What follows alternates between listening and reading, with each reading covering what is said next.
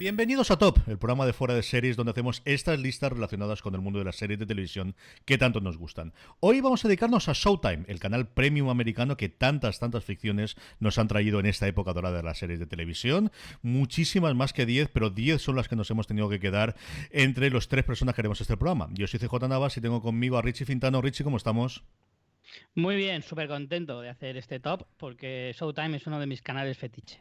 Y también Valentina Moriño. Valentina, ¿cómo estamos? Estoy muy bien, ¿y vosotros qué tal? Pues de Estoy confinado, ¿no? con Rebequita, vosotros os veo con Yo camiseta. estoy sudando, pero no te puedes hacer una idea. Aquí ya hemos inaugurado la parte del aire acondicionado hace 3 días, ya me levanté. Sí. Ya estamos en Vale. picos de 30 32 grados fácilmente. Allí en Burgos, dame envidia, dame envidia. ¿Cómo está la cosa en Burgos? Hombre, no estamos con frío, la primavera ya está empezando a ser un poco calurosa, pero calor de Burgos, ¿eh? Pues como te digo, yo voy con Rebequita en casa. Aquí la única que va con Rebeca es mi hija Madison, que de vez en cuando se pone en camiseta de tirantes, en pantalones cortos, los más cortos que encuentra, y luego se pone encima algo para taparse una manta. Digo, hija mía, no quiero esto que te entienda. En fin, debe ser el tema este de las capas, que lo ha comprendido. Alguien se lo tuvo que explicar un momento y lo ha entendido perfectísimamente. En fin, como os decía antes, vamos a hacer el top de las series de Showtime. Vamos a hablar de todas estas series que nos ha traído el canal premium americano, pero como hacemos siempre en los top de fuera de series, empezamos hablando de cómo nos ha costado, de cuánto nos ha costado hacer este top. Richie, empezamos por ti. ¿Te ha sido muy difícil el seleccionar 10 series de Showtime? Nada, creo que ha sido la lista más fácil que he hecho de todos los programas de top que llevamos hasta ahora. Me ha resultado casi la hice de memoria. O sea, 8 sí que la saqué de memoria y para rellenar pues sí que tiré un poco de mi lista por si alguna se me escapaba. Pero ya te digo, me costó muy poco, muy poco. Y contigo, Valentina, ¿cómo ha sido la cosa? A mí me ha costado un poco porque como suelo poner en los tops solo series que he visto de principio a fin, me di Ujú. cuenta que no había acabado.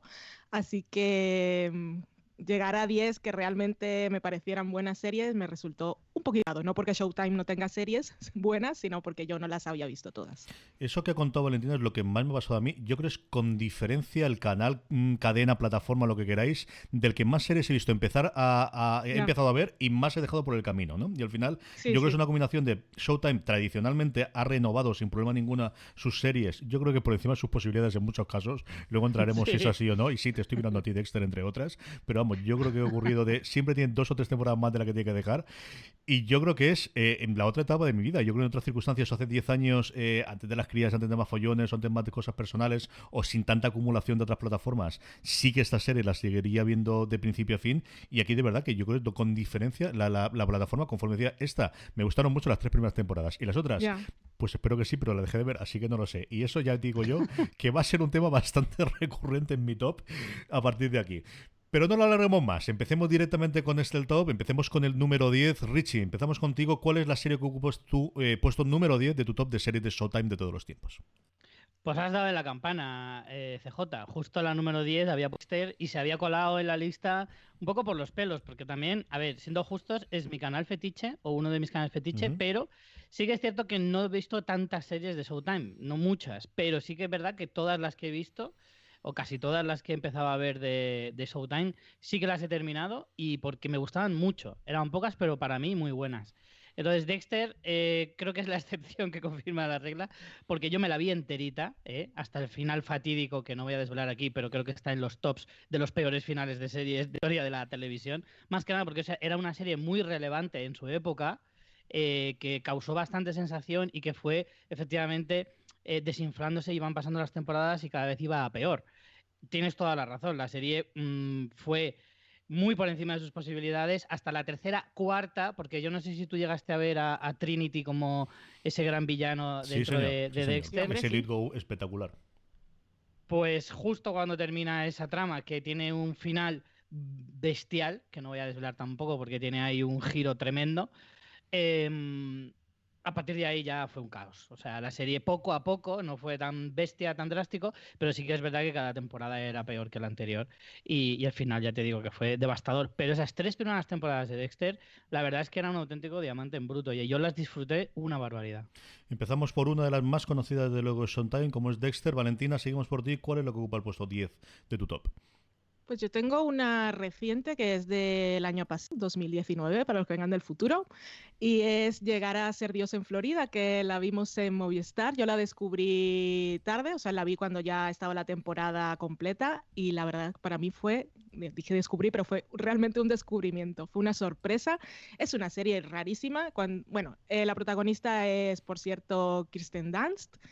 Y sale por ahí también Skarsgård, el de True Blood y Big Little Lies. Ujú.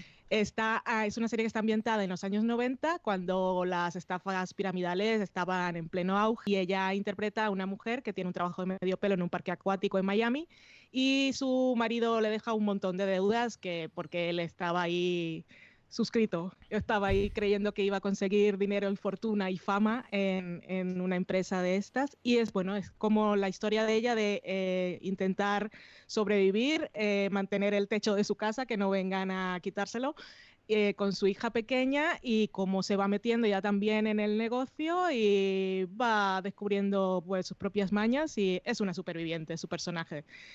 Pero es una serie que mezcla tonos de una forma muy... Lo hace perfecto, pero es que te deja descolocadísimo. Es comedia, comedia con mucho humor negro. En la comedia encuentra drama, en el drama encuentra comedia, luego tiene escenas muy oníricas, tiene escenas que son rarísimas.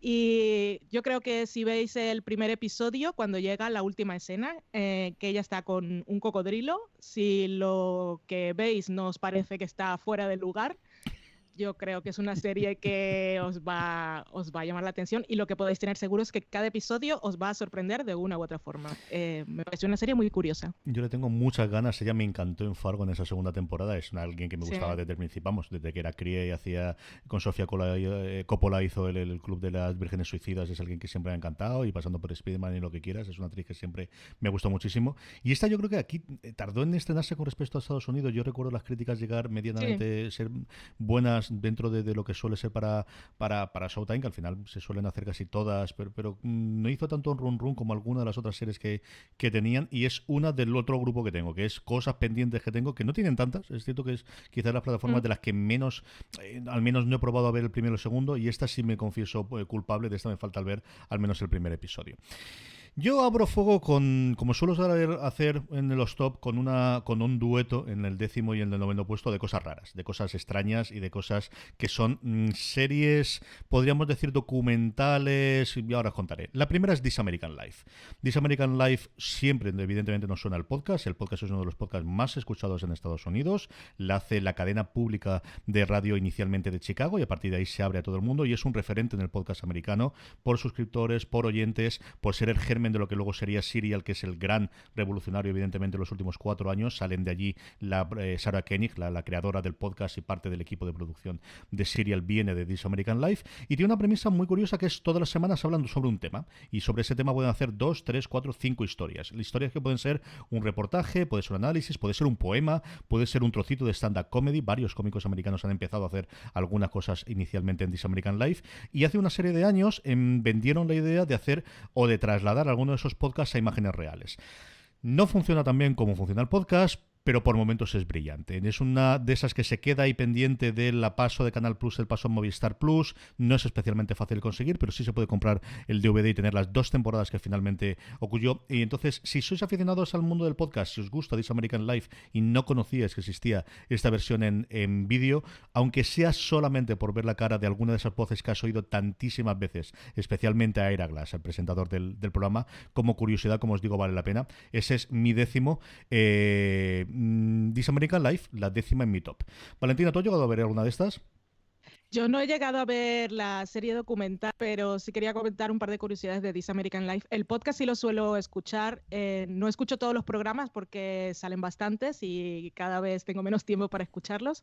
Pero si veis la serie de... Ay, se me ha olvidado cómo se llama la serie. La serie esta de HBO que tanto me gustaba, del que vende marihuana a domicilio. High Maintenance. High Maintenance. Pues esto, en la 4ª temporada sale el equipo de This American Life, Ira Glass incluido, que son protagonistas de uno de los episodios. La película de Farewell, que tuvo pues tan buenas críticas el año pasado. La historia, después de que la guionista iba por todas partes y no conseguía vender el guión, sacó su historia narrada en This American Life y entonces cuando la escucharon sí la llamaron, oye, que hemos escuchado esta historia y queremos hacer la película. Y Ira Glass también no, iba a decir que lo escuchábamos en Orange is the New Black, pero no, esa es, creo que es NPR, es la otra cadena. Pero bueno, si queréis conocer a la gente de This American Life, los podcasts muy recomendados. Sarah Koenig era productora ahí, pero que sale en la 4ª temporada de High Maintenance. Ahí salen un montón de cameos de estas imágenes que en programas, en episodios, cuando buscan un referente de podcast, ahora tienen mucho más, pero hace 4 o 5 años cuando buscabas un referente de alguien que sea del mundo del podcast o el mundo de la radio pública americana y que podamos tener, era el que siempre poníamos. Richie, seguimos contigo. ¿Cuál es el puesto número 9 de tu top? Pues yo voy a continuar por una serie de familia que es Penny Dreadful, una serie que comenzó con un cartelón bestial, con grandes nombres, tanto de los actores como Eva Green, Josh Hartnett, Timothy Dalton, como en la dirección, que teníamos en los primeros episodios a J. Bayona y a Paco Cabezas luego más adelante. En la producción estaba Sam Mendes, o sea que vamos, que todo, no cabían todos los grandes nombres en el cartel que tenía esta serie y la pintaza que tenía en un principio, ¿no? Hablaba un poco de ese siglo XIX en Inglaterra con alguna insinuación de que era todo criaturas del mundo fantástico y demás, como Drácula, Frankenstein y demás.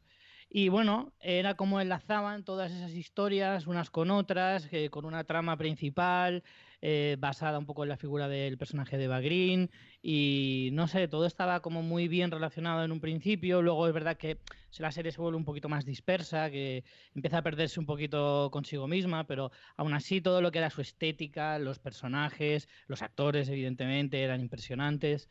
No sé, yo creo que es una serie que no llegó a atraparme de una manera muy grande, pero sí que es verdad que cada vez que me sentaba a verla la disfrutaba. O sea, no me enganchaba, pero cada vez que me ponía un capítulo lo disfrutaba un montón. Era un poco extraño. ¿Estás viendo o piensas ver ahora el City of Angels, Sí. la nueva, la consecución o al final dentro del mismo universo? Sí, aunque solo sea por la curiosidad de ver cómo han decidido unir estas dos series, aunque sean en épocas distintas, entiendo. No la he empezado a ver todavía, pero sí, la tengo pendiente para echarle un vistazo, por lo menos para, pues eso, para satisfacer la curiosidad. Valentina, seguimos contigo en el puesto número 9. En mi puesto número 9 es mi única de la lista porque es una serie que no llegué a terminar. Creo que llegué hasta la 3ª temporada, no estoy segura. Es Episodes, que es una comedia. Yo esta serie, no sé por qué no la terminé, pero bueno, no la terminé, pero a todos la recomiendo si os gustan las teorías de cómo se hace la televisión, que estas cosas siempre funcionan.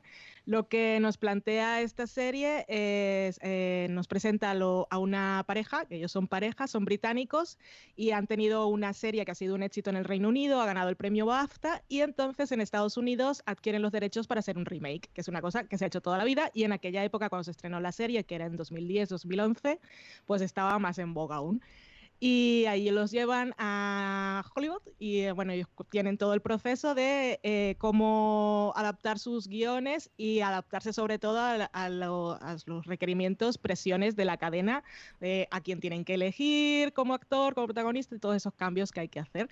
Y es una serie que es muy divertida, tiene un humor que mezcla el británico con el de Estados Unidos, tiene como uno de los protagonistas a Matt LeBlanc interpretándose a sí mismo, que está muy bien, ahí te demuestra que realmente es buen actor, que no es el tonto Joey que conocimos en Friends. Y pues no sé, es una serie muy curiosa y que está muy bien. Yo no sé, yo creo que tú la llegaste a acabar, ¿no, Richie? Correcto. De hecho, estoy mordiéndome la lengua porque la tengo muy arriba en mi top. Eso es lo que suponía. Yo digo, no voy a preguntarle a Richie porque yo creo que la tendrá. Es una serie que en mi casa se ha visto mucho porque a Lorena le encanta. A mí la tengo fuera porque sí que he visto alguno de ellos y me hacía gracia sin pasarse, pero ya nos adelantará luego Richie alguna cosita más. Mi novena es quizás la más rara de todas las que tengo yo aquí, que es The Circus, el circo. El circo fue originalmente una serie documental que Showtime planteó de vamos a seguir semana a semana cómo funciona la las elecciones del 2016 en Estados Unidos, contando esta absoluta locura de las nominaciones republicanas en la que tenemos un montón de candidatos y a ver qué ocurre, porque incluye un señor llamado Donald Trump que está saliendo por ahí en medio y sale mucho, y luego los demócratas, que hombre, tiene que ser Hillary sí o sí, pero Sanders está haciendo no sé qué, claro, y era luego un documental en tiempo real en el que se emitía la semana siguiente lo que se había rodado la semana anterior. Y claro, conforme iba avanzando lo que todos sabemos que ocurrió posteriormente a las elecciones del 2016, quedaba una cosa en la que veías cómo iban evolucionando las cosas, podías hacer análisis y sobre todo la reacción de los tres periodistas, tres personas muy conocidas en el mundo americano del periodismo político, de esas reacciones que tenían, entrevistando a unos y a otros, uno de ellos que además era analista de marketing, más de la parte de cómo llegamos ahora al electorado contando las estrategias, y como os digo, esa primera temporada luego se ha continuado y he seguido haciendo un análisis político semanal, pero sobre todo esa primera temporada, que entonces era en tiempo real y que ahora ha quedado como un documento histórico, a mí me gustó mucho y lo seguía semana a semana qué es lo que van a contar y qué es lo que van a hacer, porque tenía un acceso de verdad privilegiado a absolutamente todo. Estaban prácticamente en todos los backstage de todos los debates y de todas las campañas conforme iban cayendo con el. Yo recuerdo muchísimo el de la dimisión de Jeff Bass, de cuando el hermanísimo, que era el frontrunner, parece que fue ayer, pero sí, era durante mucho tiempo el que iba a ser el nominado republicano y cayó. Ese programa lo tengo todavía grabado de cómo hablaban de él. Y, bueno, pues no ha podido ser, pues ha caído y no podemos hacer nada. Así que The Circus, yo la más rara de verdad, ya os digo que a partir de aquí todos los nombres los conoceréis, es la que ocupa el puesto número 9 de este top que estoy haciendo de las mejores series de Showtime de su historia. Richie, vamos con tu octava. En mi puesto he puesto una de las más recientes, porque todavía sigue, va por su segunda temporada nada más, que es Kidding, la serie protagonizada por Jim Carrey. Una serie que sale un poquito de la idea de, o sea, bueno, no exactamente como creador, pero sí que participa Michel Gondry, que ya había trabajado con Jim Carrey anteriormente. Y bueno, es una serie que yo creo que muchas de las series de las que yo voy a hablar hoy, y entre ellas Kidding, son series que no verías en ningún otro canal. Creo que Showtime tiene un sello muy suyo, que es precisamente de lo que se atribuyen otros canales, como puede ser FX, como puede ser Hulu, como puede ser la propia HBO, que todos dicen, esta es la serie que no haría ningún otro canal que no fuera este. Pues yo creo que Showtime también tiene un poco eso, y tiene algunas series que realmente son muy difíciles de describir, que mezclan muy bien tanto la comedia como el drama, y Kidding creo que se ajusta muy bien a esa idea de lo que hace Showtime. Es una serie tremendamente dramática, con un personaje como Jim Carrey, que es, aunque no lo parezca, tremendamente dramático, que te cuenta historias verdaderamente negras, pero que al mismo tiempo usa un humor igual de negro. O sea, hay una tristeza constante, pero un sarcasmo tan constante como esa misma tristeza que envuelve a toda la historia. Kidding al final es, por si alguno no la conoce, Jim Carrey representa a el presentador de un programa infantil que perdió un hijo en un accidente hace poquito y se está más o menos recuperando. Él ya de por sí es un tipo bastante excéntrico, entonces una personalidad como la suya, con un entorno que siempre le mira como con mucho cuidado y con miedo de que un día explote, porque es como una bomba de relojería, y tiene que tratar un poco de lidiar con todos esos argumentos al mismo tiempo. Es una serie que de verdad no deja indiferente y que yo estoy viendo ahora la segunda temporada. Es de las pocas series que yo tengo en mi top que no he terminado, y esta, en este caso, es porque todavía está en marcha. Así que Kidding está en mi octavo puesto. Valentina, tu octava. Mi octava, bueno, también comentar que las que están en los 3 primeros puestos son las que son y creo que no las movería de ahí. Pero del cuarto para abajo, si viene el gato y me las mueve con la patita y decide que se cambian de lugar, me parecería bien, ¿eh? Bueno, sí. Continúo. Mi octava es Masters of Sex, que es una serie de época, también está en los 50, está basada en personajes reales, que son Virginia Hanson y William Masters, que están interpretados por Michael Sheen y por Lizzie Kaplan, maravillosos actores. Y ellos son, bueno, las figuras reales y los personajes son 2 investigadores que fueron pioneros en teorizar y en escribir libros y doctorados sobre la sexualidad humana. Cosas que en aquella época pues nadie se planteaba, como el orgasmo femenino, dónde está el clítoris y ese tipo de cosas. Y la serie nos cuenta, tiene esa parte que es un poco provocadora, que es nos muestra cómo ellos hacían hacían las investigaciones, los estudios, vamos, que era con personas que se prestaban como voluntarios para mantener pues, relaciones sexuales o hacer el coito en los laboratorios para que ellos pudieran medir absolutamente todo. Pero como esto es una serie de televisión, se ficcionalizan muchas cosas y lo más importante en la serie es cómo toda esta cercanía entre ellos va generando una relación, no tanto porque sea romántica, sino que es muy conflictiva. Y obviamente en una época en la que las mujeres tenían pues, ciertos problemas para que se les reconociera su trabajo y ella no fuera considerada la enfermera o la secretaria, y Virginia Johnson, Lizzie Kaplan, la interpreta maravillosamente, era una mujer muy ambiciosa y también muy talentosa que en muchas ocasiones se adelantaba al señor William Masters. Pero bueno, es una serie que está muy bien, son 4 temporadas, tiene un montón de actores, también salía Bob Rich, Alison Janney, no me acordaba que salía allí, Ann Dow. Y bueno, Sarah Silverman también llega a salir en algún episodio, pues está muy bien rodada, es un drama y es que los guiones son maravillosos, pero sobre todo las actuaciones. Y la historia, se aprenden muchas cosas curiosas. Sí, señor. Masters of Sex, esa pequeña maravilla que ocupa el puesto número 8 de Valentina. Igual que Valentina estaba diciendo que ella más tenía claro que las 3 primeras y que luego el resto podría hacer, yo estoy segurísimo que las novelas que son muchísimo más altas, mucho más. Pero es que solo la primera temporada y un principio de la segunda. Siempre me ocurría esto con 2 series de AMC, me ocurría con Halt and Catch Fire y me ocurría en su momento también con The Americans y recientemente me ha ocurrido con Better Call Saul. Yo sigo sin entender por qué leche dejé de verla después de la primera temporada, con lo que me gustó Breaking Bad, con lo que me gustó el personaje suyo y con lo que me gustó la primera temporada, y exactamente lo mismo me ocurre con Billions, en el cual coincide un montón de cosas, que es, me gusta la ambientación que tienen, los 2 protagonistas me han encantado siempre, es decir, yo siempre he hablado de Giamatti cuando lo conocí viendo en John Adams, que me parece una de las mejores miniseries, Band of Brothers arriba, Band of Brothers abajo, de las que ha hecho jamás HBO, que voy a deciros de Damian Lewis, ya no solamente en Homeland, sino sobre todo en Life, que a mí me encantó lo que lo vi, y son ellas, yo creo que al final ellos se encontraron con unos personajes femeninos que no esperaban o que no sabían y que al menos en esas 2 temporadas y media que yo vi jamás supieron sacarle todo el partido que tenían especialmente a las parejas de ellos 2, pero no he visto más y entonces cada vez que empezaba a ver todas las otras digo, es que me sabe mal ponerla porque va por la 5ª temporada, se acaba de estrenar, estoy loco por verla, Valentina me va a echar toda la bronca del mundo de cómo no estás viendo Billions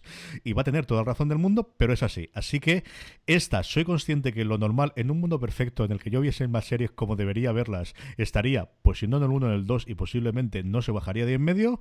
Pero en este top, hija mía, está en el 8. Hala, Valentina, échame toda la bronca que quieres, que tienes toda la razón del mundo.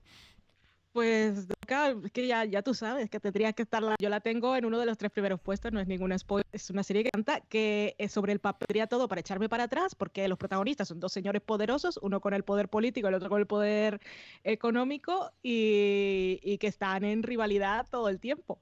Pero es que es una serie apasionante. Y otra cosa que a ti, aparte de todo lo que has dicho, que por supuesto, y es una serie que está muy bien, que aparte la hacen con un espíritu de entretenerte. O sea, todo te hacen giros y los planes y dobles agentes ellos y se meten puñaladas por detrás, pero todo es para hacerte el giro sorpresa al final y que te lo pases bien siempre. Pero una cosa que a ti te encantaría, CJ, particularmente, es los cameos que hay en la serie, y no estoy hablando de actores, sino que si sale alguien cocinando, es un cocinero que tú conoces, que es de la tele. Si sale el fotógrafo de Vanity Fair, es el fotógrafo de Vanity Fair. Y sale toda la gente que sale, que a veces no te ¿este quién es? Tengo que buscarlo. Y o sea, no hay un figurante haciendo de nada. O sea, siempre tienen que conocer mucha gente. Es impresionante. Salen los de Shark Tank, han salido un par de veces. Pero cantantes, fotógrafos, arquitectos, cocineros de la tele, de todo tipo. Es maravilloso. Yo lo que tengo es que los 2 creadores son muy, muy amigos de Bill Simmons, que sabéis que yo sigo mucho, el creador de The Ringer. De hecho, yo creo que uno de ellos trabajó con él durante un tiempo en SPN, con lo cual siempre han tenido un podcast de recap, siempre han hablado. Y de hecho, en esta nueva temporada están haciendo un podcast de análisis posterior a cada episodio, los 2 creadores de la serie, que es otra de las cosas que a mí me fascina poder escuchar después, de la boca directamente de The House Mode, de la boca del caballo, de ellos, de los creadores, como han hecho los episodios. En fin, pues igual que con Better Call Saul, son mis 2 bestias negras a día de hoy, es ponerme al día con Better Call Saul y con Billions, prometo que lo haré, espero que antes de verano. Richie, vamos al 7º, ¿cómo llevamos la cosa? Pues yo estaba muy contento con este top porque hay muchas de las con las que yo machaco mucho, o sea, son muchas de las series de las que yo siempre repito en estos tops. Y últimamente, por ejemplo, hablaba mucho de Wits, otra de las series que a mí me fascinaron. Además es que estábamos, Witch era de una época en la que te tenías que ingeniar un poquito para buscarte las series. Sí. Y todo el mundo me entiende lo que quiero decir. No teníamos plataformas, lo que llegaba a España era a cuentagotas en muchos casos. Y Wish fue una de esas pequeñas joyitas que es que cada vez que encontraba un episodio y me lo descargaba, ¿vale? En secreto. Me ponía loco de contento. Y era una serie que disfrutaba una barbaridad. Es una serie que trata sobre Nancy Bodwin, una especie de narcotraficante ama de casa, que es interpretada por Mary Louise Parker, que es una auténtica diosa de la televisión, no sé cómo no ha seguido haciendo más cosas, y hacía un personaje maravilloso, pero no solo me quedo con ella, siendo la protagonista, todos los demás eran personajes masculinos, pero la protagonista era ella, junto con otro personaje, no me acuerdo del nombre, que también era femenino, pero que había un montón. Estaba Doug, estaba Andy, que era su cuñado, que era mi personaje favorito, que era un auténtico zumbado de la cabeza, pero que su droga era la felicidad, porque era el tío más feliz del mundo, que se le ocurría cualquier chorrada y con eso era súper feliz, y era un tipo que me encantaba. En fin, todo el aura de buen rollismo que traía esa serie, teniendo en cuenta que va sobre marihuana, va muy acorde con el tono, era maravilloso. Esta narcotraficante empezaba siendo simplemente pues una camella de medio pelo que le vendía marihuana a los padres ricachones del colegio de sus hijos, y que poco a poco fue abriendo el negocio hasta convertirse verdaderamente en una de las personas más buscadas por el FBI, ya muy metida en las temporadas siguientes, y que incluso se tienen que ir de Estados Unidos durante una temporada. En fin, la serie luego, como suele ocurrir, pues se va enredando cada vez más. Pero como siempre, yo que soy muy fan, ya lo he confesado varias veces, de Genji Kohan, que nunca he sabido decir bien su nombre, probablemente lo diga mal, pero me da igual. Siempre me ha gustado mucho y me ha atraído mucho la forma que tiene esta mujer y el sentido del humor que tiene y la forma que tiene de hacer sus series y sus historias. A mí me atrapan. Y Witch fue la primera con la que yo me enamoré de la forma de escribir de esta mujer. Witch es la séptima en el listado de Richie Fintano. Valentina, ¿cuál es la que ocupa el puesto número 7 en el tuyo? Pues FJ, como tú sabes que a mí me gusta adaptarme, en el caso de Billions no, porque es que estaba muy arriba, pero como yo tengo Wits en la lista, la tenía un par de puestos más arriba, pero por aquí me da igual moverlo, voy a aprovechar que estaba hablando Richie de ella y ya la comento de paso, para no repetir luego. Witch es que llegó a 8 temporadas, probablemente se tuvo que haber acabado unas 3 antes, más o menos, incluso ahora no recuerdo exactamente cuál era la temporada, pero había una que era final, que funcionaba como final de serie. Pero aún así, en sus momentos malos, siempre tenía la capacidad de sorprenderte, de entretenerte y con sus tramas locas que se enredaban cada vez más. Lo que más me gustaba a mí de Witch era el personaje de Mary Louise Parker, es que Nancy Bodwin era maravillosa, era una antiheroína fantástica. Recuerdo que cuando se estrenó Breaking Bad, que se estrenó 3 años después, la gente decía, es como Witch, pero con un señor viejo en calzoncillos. Porque es que Nancy Bodwin llegó primero. Esta mujer se metió al mundo criminal, pero a diferencia de Walter White, que iba a ver porque estaba enfermo y quería dejar cosas para su familia, Mary Louise Parker iba por delante y ella lo que quería era, vale, si se queda viuda y no tenía otro, en ese momento no se le ocurrió otro medio para subsistir, pero en realidad ella vendía drogas para mantener el estilo de vida de clase media alta a la que la familia estaba acostumbrada, o sea, no tenía ninguna motivación altruista ni quería proteger especialmente a su familia. Y pues no, muy bien, es una serie, me divertía mucho, yo estaba enamoradísima de Silas, lo confieso, y ya era mayor para Silas, pero bueno, da igual. Y los títulos de crédito maravillosos, cada temporada cambiaban, no os los saltéis nunca si decidís ver la serie, están muy bien.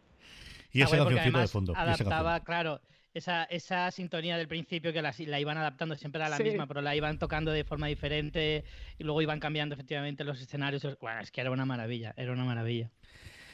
Mi séptima es, pues mira, también esa tradición que desde luego de alguna forma inauguró Witch, ese tipo de dramedias, que además existía el concepto, pero yo creo que hubo una época desde luego en Showtime, protagonizadas por mujeres clarísimas. Una de ellas, porque además venía quizás la de mayor nivel en cuanto a la actriz que interpretaba, recién salida de interpretar, pues eso, a Carmela Soprano durante tantas temporadas en La Revolución, es Nurjaki. Y Nurjaki es esa idea de, yo tengo una serie, quiero cambiar o quiero hacer algo lo más complicado posible y voy a hacer pues una absoluta y total total drogadicta, sí, tremendamente buena en lo profesional hasta que se le pasa, y no tengo ningún tipo de problema para poder hacer lo que... para presentarme como un personaje antipático desde el principio. O sea, sí, al final vamos a tener que empatizar con ella porque es la protagonista de nuestra serie, pero desde el principio vamos a ver que no es una buena persona, no es especialmente ni cariñosa, ni agradable, ni... No, nada de esto. Es una persona normal, con los problemas que tiene todo el mundo, y a partir de ahí empezaremos a ver qué ocurre. Así que Edie Falco, que volvía otra vez a la televisión, como os decía, después de interpretar a Carmen La Soprano, luego lo hemos visto muchas cosas después, y antes estuvo en Oz. Recuerdo siempre que podéis ver Oz si os quedasteis con su interpretación y no la habéis visto. Pero Nurse Jackie, otra serie que esta sí que la hemos visto, o sí que llegué a verla, se llegó a ver en mi casa hasta el final. Yo creo que me he saltado varios episodios de las últimas temporadas, pero Lorena, esta sí que era una cosa que le encantaba, y a varios amigos míos. Yo recuerdo una de mi amigo Pascual, que es una de sus series favoritas de toda la época, y como os digo, como estandarte de esa época, inaugurado con Wills, y que luego tuvo más, que sí que estarán después en el top, o creo que estará, y si no los comentaremos al final, de ese momento en el que Showtime le comió y le subió por encima a HBO, un HBO que en ese momento estaba de horas bajas antes de que hubiese Juego de Tronos, y tuvo esa colección de 5, 6, 7 dramedias protagonizadas todas por mujeres, y una de ellas era, y posiblemente mi favorita, es esta Nurse Jackie, que ocupa el puesto número 7 de mi top. Vamos con el 6. Richie, ¿cuál es lo que ocupa el puesto número 6 de tu lista? Otra de las recientes, que es Black Monday, otra serie con la que yo también últimamente doy mucho la brasa, pero es que me encanta, me súper encanta esta serie, protagonizada por Don Cheadle, que ya había trabajado para Showtime anteriormente, pero nos lleva a los años 80. Yo de hecho escribí un artículo sobre Black Monday en Fuera de Series hace poco, y la describí como la serie del exceso. Es excesiva en absolutamente todo, en los diálogos, las salvajadas que cuentan, en drogas, se centra sobre todo en alguien en el personaje de Don Cheadle, que lleva una empresa en Wall Street, que básicamente se dedica, pues eso, a jugar con el tema de las acciones, de te compro aquí, te vendo allí, todas esas trampas. Básicamente te viene a decir cómo puedes ser hijo puta profesional, te viene a explicar más o menos eso, pero en los años 80. En una época en la que, bueno, pues ser un drogadicto era lo normal del mundo, jugar con la gente era lo más normal del mundo, un auténtico salvaje a la hora de hablar, de expresarte y tal. Todo lo nombran como si fuera, o sea, todo lo cuentan como si fuera algo, pues vamos, súper cotidiano. Y al final tú entras tanto en el juego que te parece hasta lógico. Y ya al tercer o cuarto episodio te deja de sorprender las auténticas barbaridades que se dicen y que cuenta la historia. Al final es una historia que está muy bien narrada, en el sentido de que tiene todos los guiños y todos los giros y todo. Al final, en el último capítulo, resulta que todo era un plan y todo eso que está orquestado de una manera muy concreta. Luego tiene un ritmazo bestial. Es una serie súper dinámica, que está pasando cosas constantemente, y sobre todo a nivel de dirección. O sea, es que la dirección que en parte emula un poco a la de los 80, para que te sitúe un poquito en esa época, que tiene una forma de hacer la serie, de dirigir muy del estilo de los 80, de las películas y las series de entonces, pero sin dejar de ser moderna al mismo tiempo. Entonces creo que consigue una mezcla perfecta para que la ambientación sea absolutamente la idónea, no solo a nivel estético, sino, como digo, también a nivel de realización. Cheadle está inmensísimo. Está con con Regina Hall, creo que se llama el otro personaje femenino, que también está impresionante, y luego una ristra de secundarios que también son la leche. Pero sobre todo estos dos personajes principales son una auténtica maravilla. Yo es que Don Cheadle es otra de esas figuras que ni tienes que presentar, ni tienes que explicar quién es y tal, simplemente te lo ponen en un cartel y dices, te la compro. O sea, directamente te tengo que ver el primer episodio. Una maravilla, Black Monday. Black Monday es la serie sexta en la lista de Richie. ¿Cuál es la que está en tu sexto, Valentina? Pues mi siguiente, aunque tengo Nurse Jackie, la voy a dejar en puesto, no lo voy a mover esta vez. Esta es casi como no sé si es de las mejores series de Showtime, no sé si es una de las mejores series para mí, pero esto es un reconocimiento a Showtime, un agradecimiento por el esfuerzo que hizo. Estoy hablando de la tercera temporada de Twin Peaks, El Retorno, porque que Showtime se atreviera a darle dinero y libertad a David Lynch para que hiciera lo que quisiera, y sin saber lo que se iba a encontrar, pues mira, todos mis aplausos por muchos fans que tenga el señor David Lynch. Yo soy una de ellas. No le iba a salir rentable, igual en cuanto a críticas sí, pero en cuanto a espectadores no se iba a suscribir mucha gente para ver los delirios del genio que es David Lynch. De todos esos episodios, yo los seguí todas las semanas fielmente y siempre después de la mayoría de ellos me quedaba pues mirando un poco el techo, no sé lo que acabo de ver, no sé cómo encaja todo esto, no sé si va a algún lado, pero voy a llegar hasta el final. Tuvo momentos brillantes. Está el episodio aquel que seguramente por curiosidad lo visteis mucho, que era como una película independiente en sí mismo, que era un episodio o sea, casi sin audio, era todo montaje de sonido, que está muy bien.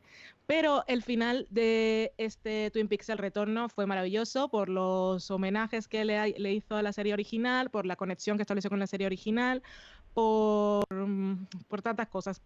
El momento Diane en la habitación roja fue que yo me pintaría un mural con ese momento. Diré Diane y no diré nada más.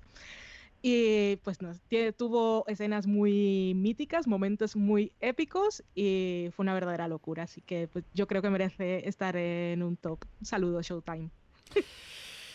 Sí, señor. El dinero se gastaron ahí. Desde luego que creo que la serie la que menos, acuérdate de esas idas y venidas de lo hacemos, no lo hacemos, que sí, que quiere más dinero, porque se quiere ir a París a rodar con sus amigos y de paso ver aquello como está. Y al final, totalmente innecesario ese viaje, además, fue para un par de escenas. y el fin de semana tuvo que ser memorable cuando todavía se podía pasar fines de semana memorables en París. Madre mía de mi alma. Pero sí, al final, desde luego, hay que reconocerles el gusto. Dijeron que volvían 25 años después, pues nosotros volvemos y sobre todo, al final pagamos el cheque, que es lo que tuvo que hacer Sota y Benella. Mi sexta la ha dado Valentín hace un par de puestos y es Masters of Sex. Y yo recuerdo cuando se anunció el proyecto que me llamó la atención. Yo sí conocía la obra de Masters y Johnson y había leído unos años antes, no sé exactamente por qué, alguno de los primeros tratados en sus primeros libros y dije, ¿y aquí qué serie vas a hacer? Exactamente qué vas a poder contar aquí que sea interesante. Y yo creo que nos pegó una bofetada de realidad en una primera temporada memorable. A partir de la segunda ya la serie... Veis el tema recurrente, ¿no? Lo vais viendo. Pero bueno, la primera temporada sigue siendo, yo creo que una de las mejores primeras temporadas que yo he visto en los últimos 20 años que puedo analizar de forma más o menos crítica la televisión o de ver este tipo de series. Y siempre agradeceré. Lo que por otro lado tiene Showtime. Aparte de las protagonistas principales, los secundarios, tenemos a Ann Dowd, que era mucho antes del Cuento de la Criada en esas dos primeras temporadas que ya me gustó mucho. Rose McGyver, que además tenía uno de los personajes más pobrecitos míos y que luego lo hemos visto en iZombie, que a mí me gustó muchísimo y que yo creo que es una actriz con mucha carrera aquí haciendo un personaje muy muy interesante. Lo comentaba Valentina, esa pareja entre Alison Janney y Bob Bridges que a mí me encantaba como secundario en las tres primeras temporadas, y sobre todo Lizzie Kaplan, a la que yo ya adoraba porque la he visto previamente en Party Down y muy poquito en la primera temporada de True Blood, que salía en los primeros 6-7 episodios, y es la primera serie que me descubrió a Martin Sheen. Yo entiendo que en alguna serie británica lo tuvo que haber visto de secundario o puede que incluso de principal, pero es la primera vez que descubrí este pedazo de actor que luego nos ha dado pues cosas como la tercera temporada de The Good Fight, que yo defiendo a capa y espada. A mí me encantó el personaje y es una de esas personas que haga lo que haga, me encanta. Ya, es uno de mis personajes, es uno de mis actores fetiches, cualquier cosa que haga Michael Sheen, y lo descubrí de verdad que cuando lo vi realmente fue en este Masters of Sex. Esta es la que ocupa, la serie que ocupa en mi puesto 6 del top de las 10 mejores series de toda la historia de Showtime. Vamos por la mitad, Richie, vamos con la quinta. ¿Qué serie tenemos en el 5? 5 he puesto una miniserie, también bastante reciente, pero esta sí que está terminada como buena miniserie, que es La voz más alta. Es una serie que yo la vi tarde, o sea, cuando ya llevaba unos cuantos meses estrenada, y fue una de esas series que tenía muchas ganas de ver porque sabía de lo que trataba, sabía quién estaba detrás de la serie y demás, y pues tenía muchísimas ganas y no me defraudó lo más mínimo. La voz más alta cuenta en solo 7 episodios todo el ascenso y la caída, sobre todo, de Roger Ailes, el que fuera el fundador de Fox News, y al poquito que te interese mínimamente la historia de Estados Unidos y sobre todo la historia de la televisión de Estados Unidos, como es mi caso, pues esta serie evidentemente te va a alucinar en muchos sentidos. Russell Crowe está increíble, iba a decir inmenso en todos los sentidos, y creo que cuadra perfectamente, pero al mismo tiempo es que hace un personaje increíble. Luego además es que es una de esas series que, claro, como está basada en la realidad, no puedes evitar ir corriendo a Google, empezar a mirar exactamente cómo era cada uno de los personajes que salen, que todos son reales, si todo lo que está contando la serie, si se les ha ido la mano ficcionando o realmente es bastante fiable. Todo ese tipo de cosas que tanto nos gusta a la mayoría descubrir de lo que son las miniseries basadas en hechos reales, toda esta serie pues evidentemente acompañaba muy bien. La historia es flipante, de caerte de culo, porque te muestra un poquito cómo funciona el mundo, pero con todas las letras, con todas las palabras y sin ningún tipo de metáforas ni de frases hechas. No, no, no. Te dice tal cual cómo es el mundo. Y que a veces la verdad no importa, simplemente importa lo que yo te cuente y lo que tú te tienes que creer. Básicamente ese era el discurso de Roger Ailes y es una maravilla conocer a Rupert Murdoch, que es una figura estadounidense famosísima y que en España probablemente le conozcamos bastante poco, salvo los chistes que hacen en Los Simpson, pero que es un tipo al que, como digo, si te interesa mínimamente cómo funciona el mundo de la televisión, deberías conocer. Y como tal, pues muchísimos otros. Luego, aparte, el reparto además de Russell Crowe, Naomi Watts, Sienna Miller, Seth MacFarlane, Annabelle Wallis, están todos impresos. Es una serie, para mí, absolutamente imprescindible de ver. Sí, señor. Dinero se gastaron desde luego en hacerla. No sé si luego le funcionó tan bien como esperaban. Y también la coincidencia con la película de una figura conocidísima en Estados Unidos, menos conocida en España. Yo sí recuerdo seguir, evidentemente, sobre todo la caída, ¿no?, de los últimos años y el fallecimiento justo en los albores del Me Too. Era alguien que cayó justo antes de que se produjese ese movimiento y el fallecimiento. Murió después de pegarle la patada a la fuera en cuestión de 6 o 7 meses, que también aparece dentro de la propia serie. Valentina. Que sin duda, CJ, perdona, si no se llega a morir cuando se murió, hubiéramos oído hablar probablemente más de Roger Ailes que del propio Weinstein. Sí, o por lo menos hubieran estado muy a la par, Hubieran estado muy a la par. O sea, conoceríamos a día de hoy muchísimo más a Roger Ailes si no se hubiera muerto justo cuando se murió. Valentina, tu puesto número 5. Y 5, antes quería decir yo la voz más alta, la habría visto, dicen que está muy bien, bueno, Richie la acaba de comentar, pero en general parece unánime que es una serie que está bien producida y que a nivel de guión y que tiene episodios que son maravillosos, pero es que yo no puedo con Russell Crowe, no puedo, es una cosa superior a mí. Da igual, es algo porque no vas a ver a Russell Crowe, Valentina, no lo vas a ver. Pero yo sé que es él, Richie, que hay cosas que yo no puedo, no puedo. Es como si Russell Crowe le pusiera voz a BoJack Horseman. No estoy viendo a Russell Crowe, pero si supiera que está poniéndole voz, no habría visto. ¿Qué te ha hecho mi pobre caballito para que hagas estas cosas, Valentina? No, dejémoslo. Diciendo, estoy diciendo lo mucho que. ¿No hubieses visto BoJack Horseman? Te dice ahora que el doblaje ya lo va a hacer él y no la verías de nuevo. Qué barbaridad. No. Ni uno solo de los episodios. Ni uno solo. Le revientas la cabeza con un teléfono en un hotel en Australia y ya no te hacen ni puñetero caso. Yo admiro muchísimo a la gente con principios. Si es que no, claro que sí. Hasta ahí podemos llegar, por supuestísimo que sí. Yo también tengo esas manías, ¿eh? Luego Lorena me las quita de estás imbécil, ponte a verla y ya entonces tiro para adelante, pero también tengo esos odios. Tengo 3 o 4 que no puedo con ellos, no lo hago, desde luego que no. Valen, ¿cuál es la que está en el puesto número 5? Mira, una a la que le cosas porque está mi puesto número 5 es Dexter, que todos sabemos que es uno de los peores finales de la historia de televisión. La gente debate mucho y se queja, ay, que no, el corcho y gigante y esa cosa. No. Dexter, yo no he visto un final peor que el de Dexter. Es una cosa, es que es impresionante, es que no lo supero. No se me ha olvidado, no consigo olvidarlo. Y no solo el episodio, o sea, fue toda la 8ª temporada, fue un verdadero desastre, pero es que el último episodio era una cosa, bueno, en fin, gritos de maldad. Pero cuando Dexter fue buena, lo fue mucho. Y yo recuerdo que cuando Dexter llegó, yo me enloquecí porque primero la voz de Michael C. Hall a mí me volvió loca. Y claro, lo tenías todo el tiempo en esa voz en off. En el primer episodio te presentan a un señor, te presentan con un caso en que te mata su primera víctima, pues te pones de su parte. Pero de todas formas, seguir una serie semana a semana en la que estás acompañando a un protagonista, que es un señor que hace serie, por muy código que tenga, y por muy que solo se cargue gente que merece morir, yo siempre estoy de acuerdo, la gente que merece morir, pues la matas y tal, yo no tengo ese conflicto moral, pero es una cosa complicada y era muy violento, pero es que era genialidad, la interpretación de él, los guiones, la tensión de la serie, la relación con su hermana y esa 4ª temporada es que es tan maravillosa, ese final de la 4ª temporada que a mí me dejó con todos los colmillos en el suelo, a mí se me cayeron todos los dientes, se me cayó el pelo, yo me quedé loquísima. Así que Dexter marcó una época. Luego, después, pues, como ya hemos dicho, es una cosa que le suele pasar a Showtime. pero cuando estuvo bien, lo estuvo mucho. Así que ahí está. Le he dejado bastante arriba al final. Pues ese código moral, Valen, era un poco... Bueno, las primeras temporadas eran un poco más a rajatabla. Luego ya se difuminaban un poquito los límites, ¿eh? Y ya, que lo de que la gente se lo merecía ya era un poco relativo. Luego ya se te complican las cosas y tienes que ir saliendo del paso. Entonces, claro, pues hay víctimas colaterales. Claro, llamémoslo así.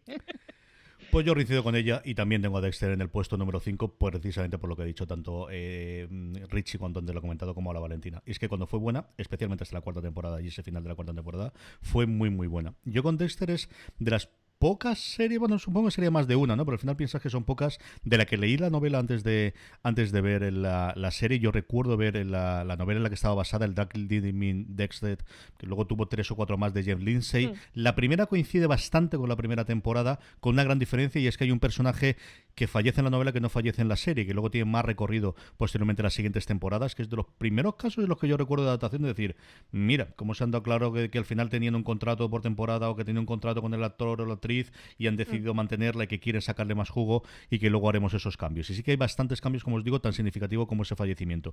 Es una novela que yo disfruté mucho cuando la vi, un año aproximadamente, cuando la leí, un año aproximadamente antes de que se estrenase la primera temporada, y coincido con vosotros, como he dicho antes, tiene desde luego 4 grandísimas primeras temporadas. Yo creo que es una serie, no sé a día de hoy en la que hemos tenido tantísimo asesino en serie o asesino con formas distintas, si se mantendrá o no. Yo entiendo que sí, y esa cuarta temporada con Trinity yo creo que sigue siendo una de las mejores temporadas de cualquier serie que hayamos visto de esta temática, de lo que es ese duelo entre el y Lithgow y todos esos cosas que ocurrían alrededor, ya conociendo el personaje 3 años anteriores y esa parte tan complicada que llevó de su vida, que intentaba ser una persona normal y sabíamos ya entonces que era totalmente imposible que lo pudiese ser. No, hijo mío, es que te pasó lo que te pasó de pequeñito y no puede ser, no podemos tirar para adelante. Dexter es la que ocupa tu puesto número 5 también para mí, y es la primera serie que tenemos los 3 en nuestros top. Richie, vamos con tu cuarta. Pues en mi cuarto puesto, efectivamente, estaba Episode, que la nombraba Valen antes. Episode para mí ha sido una de las comedias que más he disfrutado desde que soy seriéfilo, lo digo claramente, porque efectivamente vienes de ese gran vacío existencial que te deja Friends. Obviamente Episode no es Friends ni de lejos, pero Matt LeBlanc es una maravilla hecha persona. O sea, Matt LeBlanc se interpreta a sí mismo, no tiene ningún pudor en reírse de sí mismo, dejarse por los suelos, que la gran duda que te deja la serie es, ¿de verdad será él así o no lo será? Porque realmente te lo podrías creer. Pero es muy gracioso ver cómo es él, sabiendo pues, que ya le ves que es muy rico, muy famoso, que va con ese aura de puedo hacer lo que me dé la gana porque soy Matt LeBlanc y puedo decir lo que me dé la gana y puedo llegar a un rodaje sin haberme visto ni el guión, cosas por el estilo. Y luego está la pareja que nombraba antes Valen, que eran una maravilla, Sonny Beverly, que eran una caricatura hechas actor. O sea, es que eran geniales, absolutamente. A mí es que Episodes me gustó muchísimo desde el principio, ya solo con Matt LeBlanc me tenían conquistado, pero es que si me hablas de una serie que te habla del mundo de Hollywood, que es una de mis puntos débiles en cuanto a ver series, el cine dentro del cine y todo eso, y la televisión dentro de la televisión, a mí me gana seguro. Y entonces ves un poco lo que hablaba antes de que la voz más alta te cuenta la realidad tal como es desde un punto muy dramático, aquí te lo cuentan desde el punto cómico, pero que no deja de ser realidad en gran parte.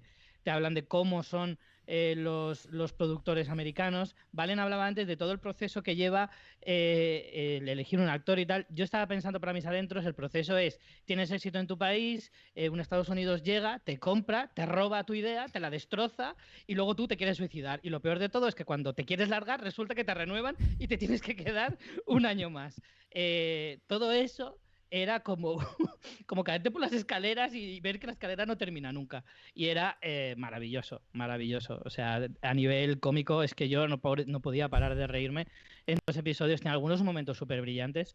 Y además pasó una cosa, y es que la quinta temporada llegó mucho más tarde. Por aquel entonces no estábamos tan acostumbrados a que entre temporadas pasara tanto tiempo, no como ahora, que HBO y Netflix y Amazon se toman su tiempo, porque claro, ruedan grandes opciones y ya más o menos nos vamos acostumbrando poco a poco, muy a nuestro pesar. Pero entonces no era muy habitual, y aquí en España, por ejemplo, tardó muchísimo en quinta temporada, y yo la tuve ahí la espinita clavada y digo, hasta que no aparezca, yo esta serie no la doy por terminada para mí, y tiene que llegarme esa quinta temporada con la que terminó la serie, y que creo que podía haber seguido un poco más incluso. De las veces que Showtime, efectivamente, podía haber alargado un poco más el chicle y no quiso. Episodios está en el puesto número 4 de Richie. Valentina, ¿cuál es la que está en tu puesto número 4? Mi puesto número 4 está la que mencionabas tú antes, CJ, que yo dije que la tenía en unos puestos más arriba, es Nurse-Jackie, que fueron 7 temporadas y aunque hubo unas que me gustaron menos que otras, no por calidad, sino por lo mal que lo pasé, todas las temporadas de Nurse-Jackie están a muy buen nivel. Así que por eso la he puesto arriba, bueno, puestos superiores que todas las otras que mencioné, más arriba de David Lynch y todas esas cosas.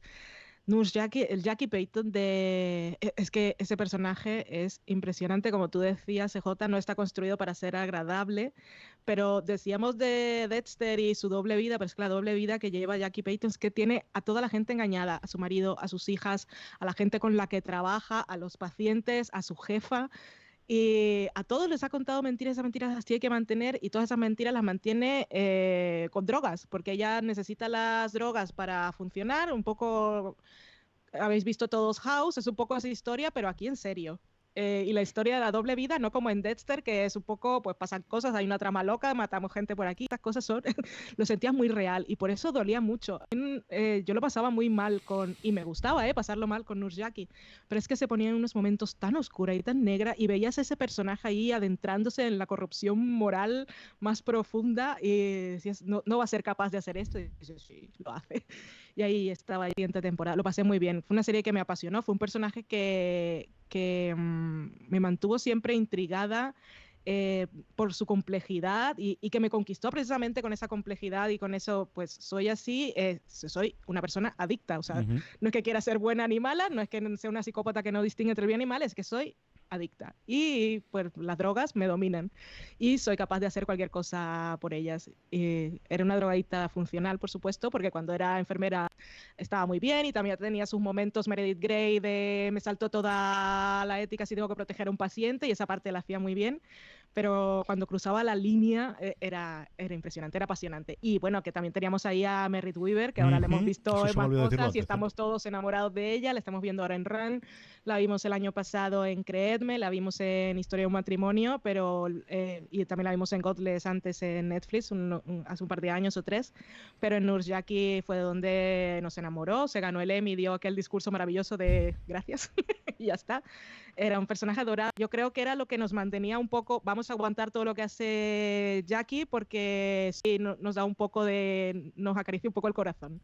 Pero bueno, Nurse-Jackie yo la recomiendo, ya os he dicho, para pasarlo bien no es una comedia, aunque ganó muchos Emmy, Eddie Falco, la categoría de mejor actriz de comedia, no os vais a reír con esta serie, ¿no? Sí, era en ese momento de que empezamos a decir porque tenga media hora es comedia, pues algún criterio hay que tener, así que sí, y quién no le va a dar el Emmy a Eddie Falco por hacer lo que está haciendo en Nurse-Jackie, pues una caterva se llevó para sumar los que tenía ya por Carmela Soprano en Los Sopranos. Sí, es cierto, lo de Merritt Weaver, lo estaba además pensando, se me estaba recordando, digo, ¿quién había más aquí? Ay, Dios mío, si está esta mujer.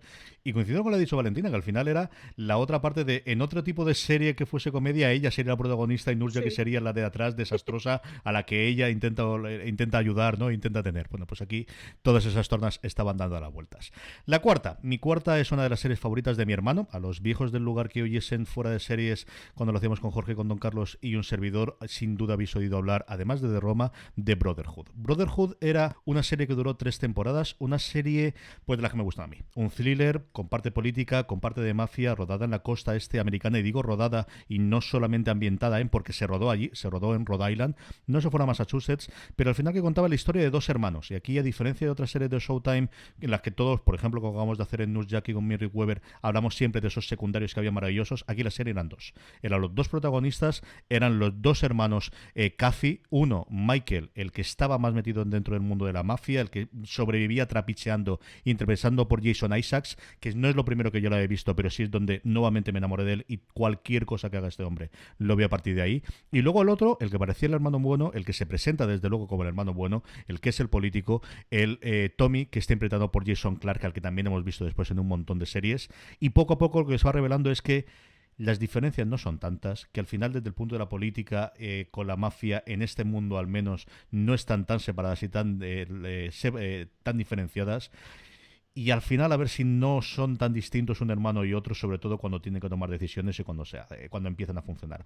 La serie estaba creada por dos personas que han trabajado en un montón de series políticas, Blake Masters, que estuvo en su momento también en Ley y Orden y un montón de cosas más, y sobre todo mi añorado Henry Bromell fue el causante de que se hizo Rubicon, una de mis series fetiches que desgraciadamente se quedó como miniserie. Estuvo en su momento, empezó con Homicidio, estuvo en Doctor en Alaska, estuvo en Chicago Hope, estuvo en Carnivale también, fue una de la gente que estuvo detrás, y se nos fue muy prontito, se nos fue con 65 años en el 2013, cuando estaba haciendo muchas series con Masters. Así que si no habéis visto y os gusta eso, como os decía, la parte política, la parte con mafia, si siempre os habéis quedado en un The Wire, os habéis quedado en un Black Donnell igual, o series similares, o las películas en general que toman esa parte de la mafiosa, fundamentalmente todas las películas de mafia. Brotherhood es una serie que yo creo que os puede gustar bastante y ocupa el puesto número 4 de mi top 10 de series de Showtime.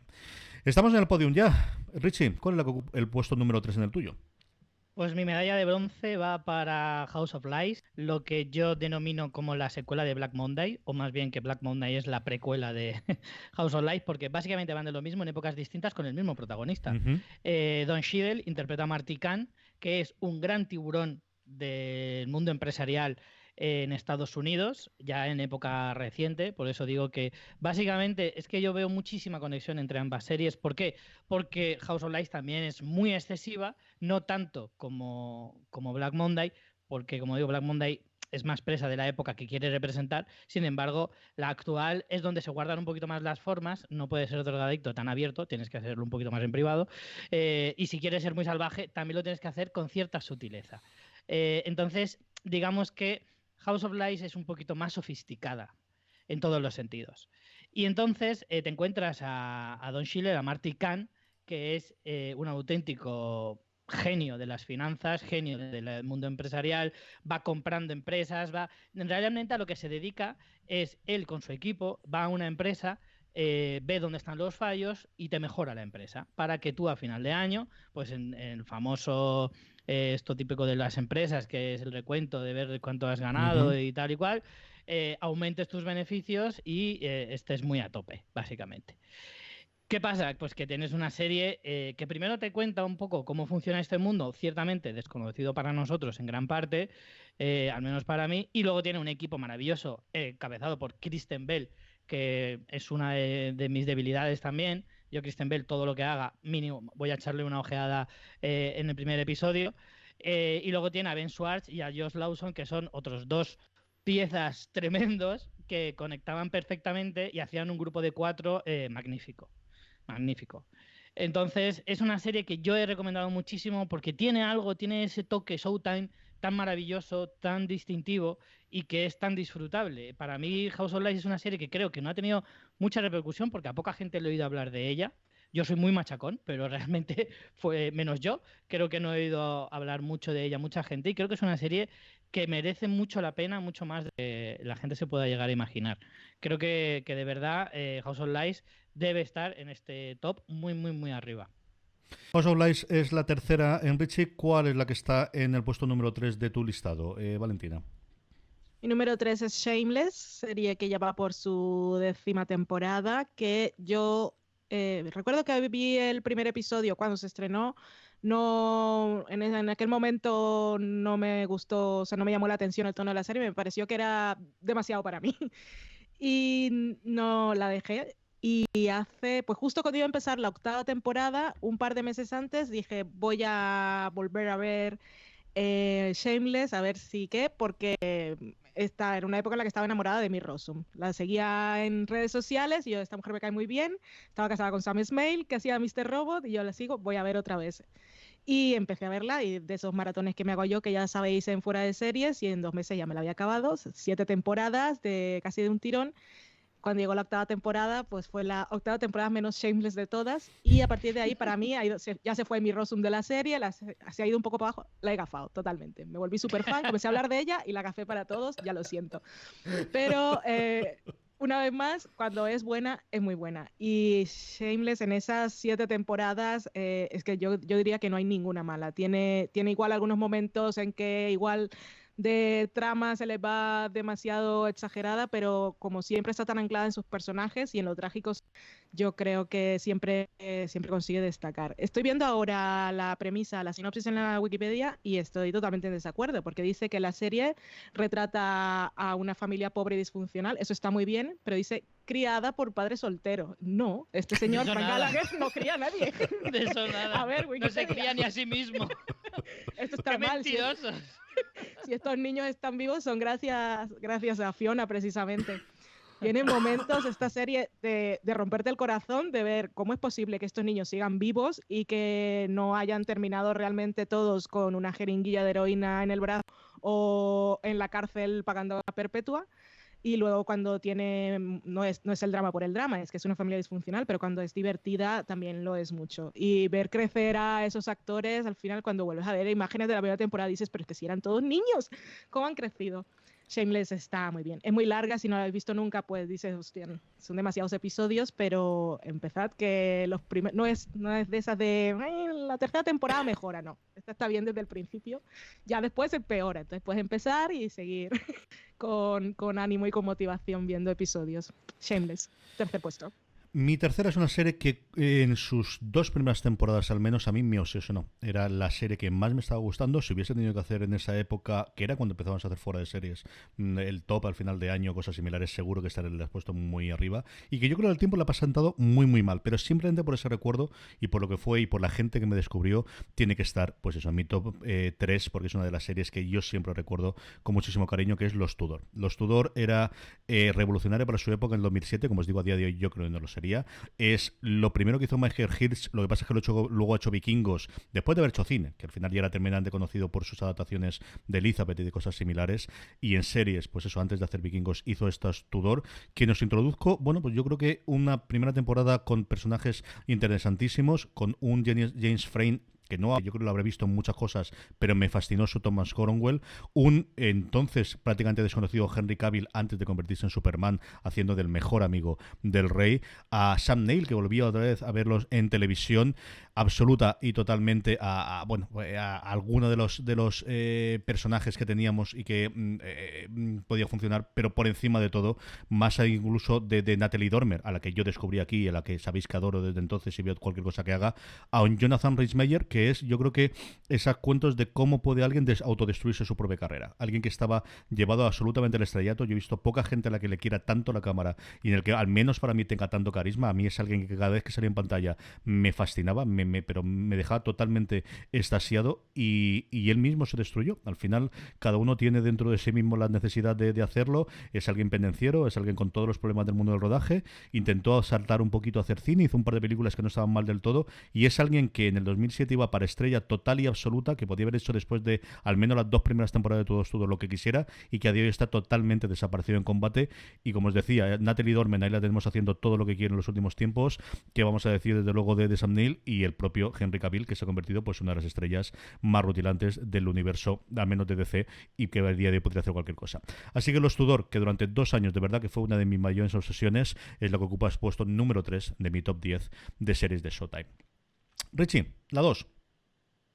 Pues yo voy con el segundo puesto con una serie que últimamente también hablo mucho de ella, que es Californication. Fue una de esas series que me engancharon desde el primer momento por su sex appeal, más que nunca mejor dicho, porque, en fin, era una serie divertida, con mente calenturienta constantemente, que te hablaba también del mundo de Hollywood en realidad, a lo mejor desde otro punto de vista. Yo siempre he definido Californication como una serie que te da cierta nostalgia de vidas que tú no has vivido, ¿sabes? Yo viendo esa serie siempre me da la sensación de decir, jo, qué buena época aquella que yo nunca viví.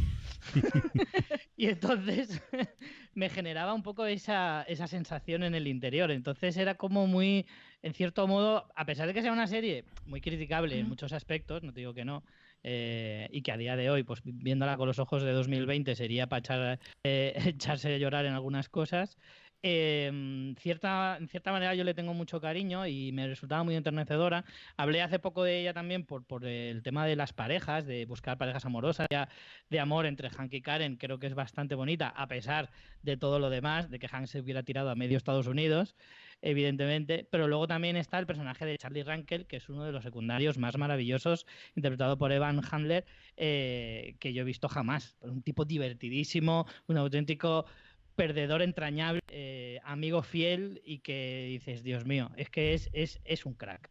Entonces daba para momentos muy locos la serie, con todo tipo de historias, con un montón de cameos, con un montón de relatos sobre el mundo de Hollywood, sobre el cine, la televisión, la música, la literatura.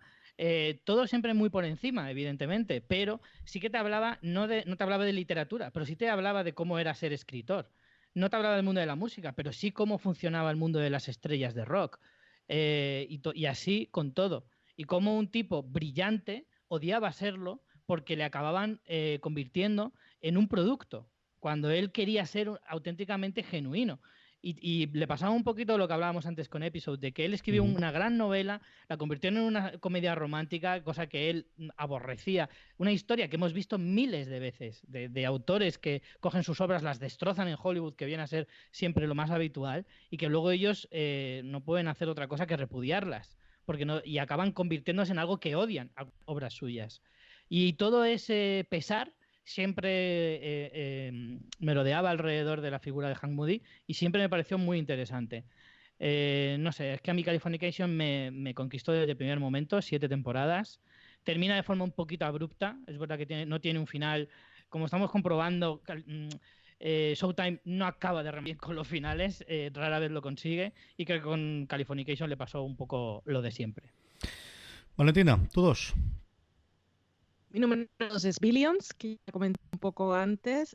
Acaba de estrenar su 5ª temporada.